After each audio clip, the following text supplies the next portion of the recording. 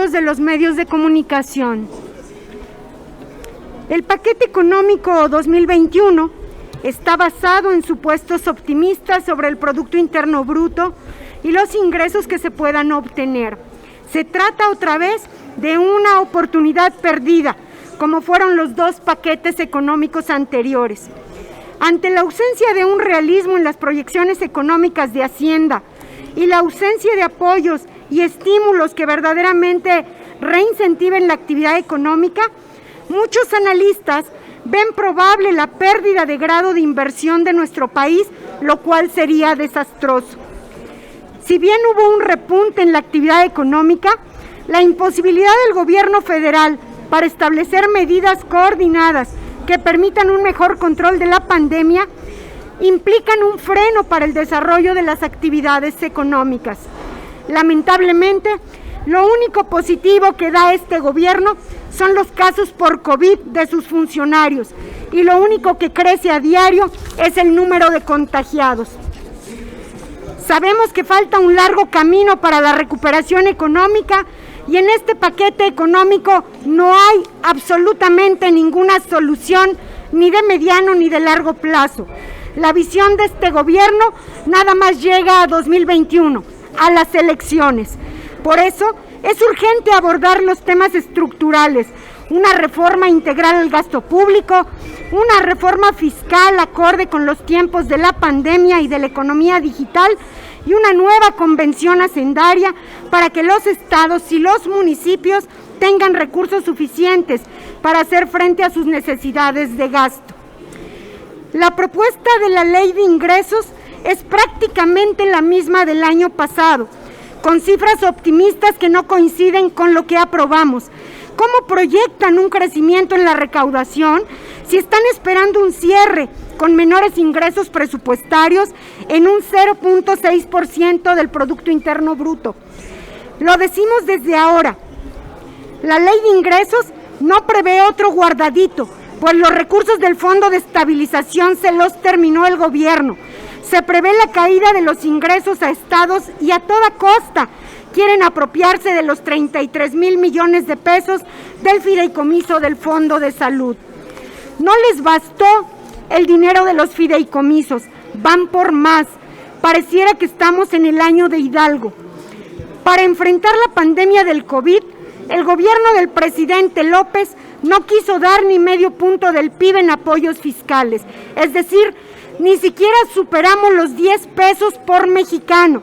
En este paquete económico no existen estímulos ni beneficios fiscales para la micro y pequeña empresa, a pesar de que ahora habrá 11 millones más de personas en pobreza extrema, se le niega a la gente un apoyo económico, un ingreso básico universal.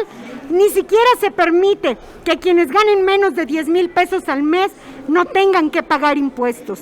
No hay un apoyo para los trabajadores, ni tampoco para proteger las fuentes de empleo.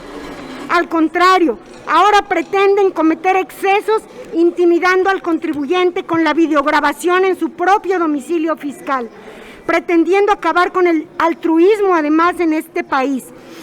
Con el aumento a los derechos del espectro radioeléctrico para los servicios de internet y telefonía móvil, ¿cuál es el mensaje que manda el gobierno a millones de mexicanos que utilizan esta herramienta fundamental para trabajar desde casa, para continuar con su educación a distancia, a quienes realizan transacciones bancarias desde sus teléfonos móviles y a quienes accedan a información veraz y a entretenimiento sin poner en riesgo su salud?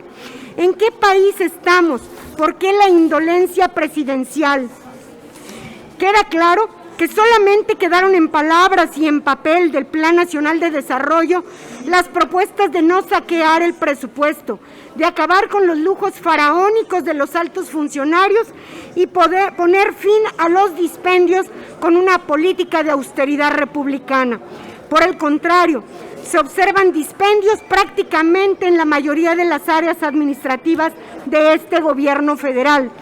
E increíblemente, recortes en los programas emblemáticos del gobierno, como las becas de educación básica, las universidades para el bienestar Benito Juárez, la pensión para el bienestar de personas con discapacidad permanente, entre otras.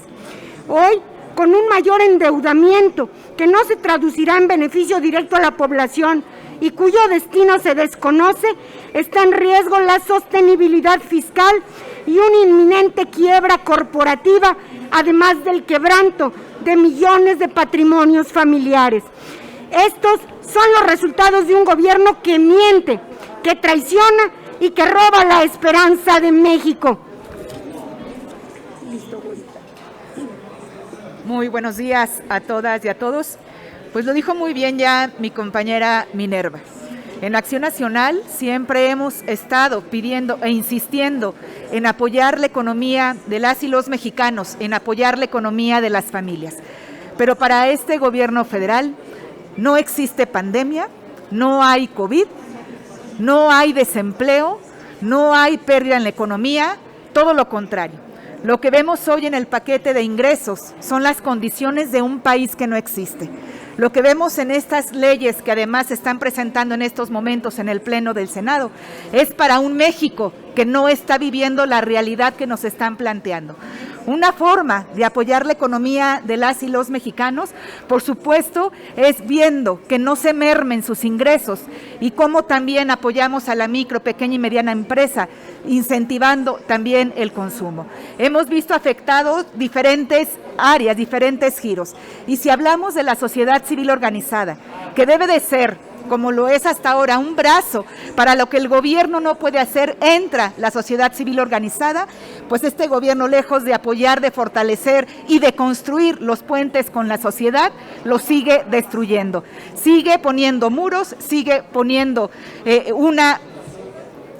un terrorismo fiscal ante quien, con la voluntad, la corresponsabilidad y el altruismo, quiere ayudar a México.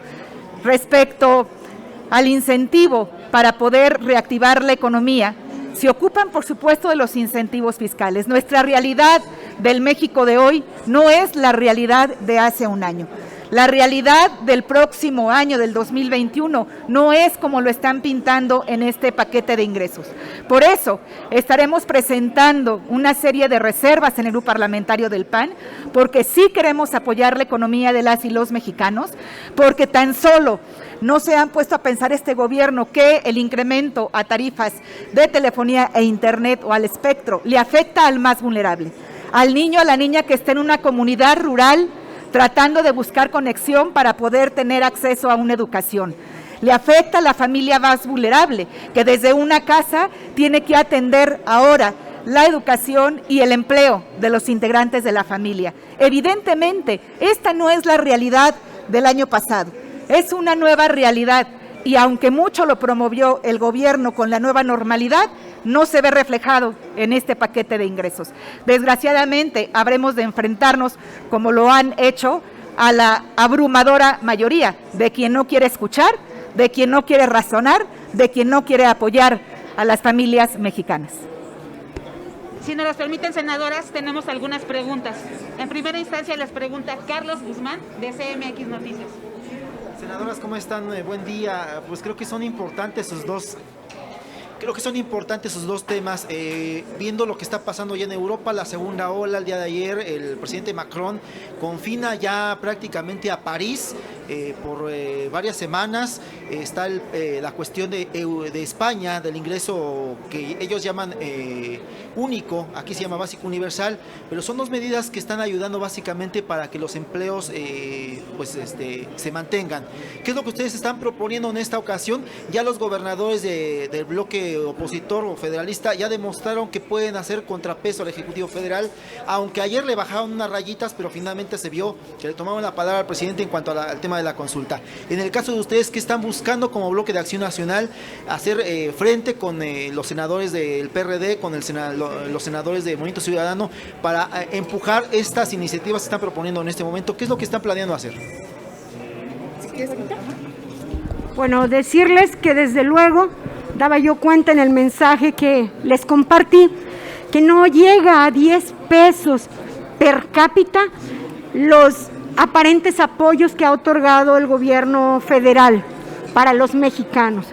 Entonces, pues vamos a seguir insistiendo apelando a la sensibilidad de este gobierno para que reconsidere el ingreso básico universal y una serie de estímulos fiscales para consolidar la planta productiva de este país, porque hoy todos esos apoyos brillan por su ausencia.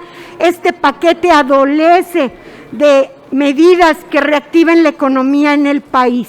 Antes, al contrario, como está planteada, está haciendo tal terrorismo fiscal que seguramente a lo que va a incentivar es a que muchos ordenados y cumplidos contribuyentes se vayan a optar por la informalidad.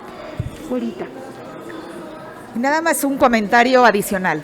El día de ayer quizás pasó desapercibido porque fue de los últimos puntos que se abordaron en el Pleno, pero se sometió un exhorto que fue aprobado en la Comisión de Economía, en donde era solo un exhorto al gobierno federal para que pueda considerar el apoyo a las familias mexicanas.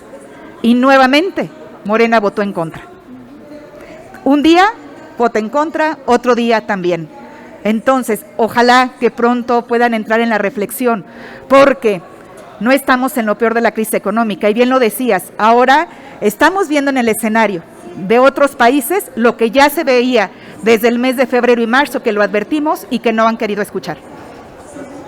Una última pregunta de Carmen Arellano de... Hola, senadoras, buen día. Las cosas se están sumando y aunque el presidente no escucha, por lo menos hay que denunciar. Es que no sé. Hay que denunciar, hay que decir lo que está pasando. Al brote de COVID, a la escasez de la vacuna de la influenza, a la escasez de no saber cuándo vamos a tener una vacuna, tenemos un grave problema. Se han olvidado de los migrantes de El Salvador, de Honduras, que están ahí. Y de los mexicanos. Y de todos los que, independientemente, pero se volvió un gobierno paternal. Hay una infección de tremenda que están sufriendo. Hoy en la mañana denuncian los representantes de las fronteras que qué van a hacer con ellos. No tienen medicamentos para atenderlos.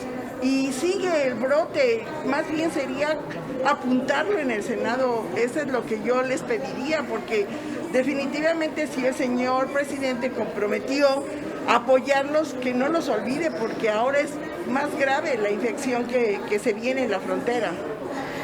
Yo creo que aquí también podemos ver las consecuencias de la desaparición de los fideicomisos y los fondos.